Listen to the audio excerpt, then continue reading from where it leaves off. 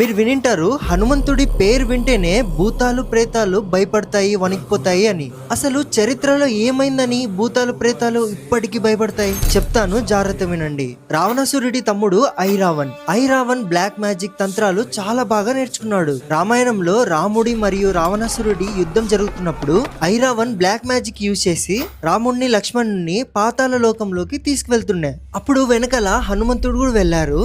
ఐరావణ్ణి హనుమంతుడు ఎంత కొడుతున్నా ఇక్కడ చనిపోతున్నాడు, మళ్ళీ అక్కడ బతుకుతున్నాడు. హనుమంతుడికి అర్థమైతుంది ఇదేదో బ్లాక్ మ్యాజిక్ జరుగుతుంది నాతో అని. అప్పుడు తెలుసుకుంటాడు హనుమంతుడు 5 దిక్కుల్లో ఉన్న దీపాలు ఒకేసారి ఆర్పితే ఐరావణ్ణి చంపచ్చు అని. కానీ 5 దిక్కుల్లో ఉన్న 5 దీపాలు ఒకేసారి ఎలా ఆర్పాలి? అప్పుడే హనుమంతుడు రౌద్ర రూపాన్ని ధరిస్తారు, పంచముఖి హనుమాన్.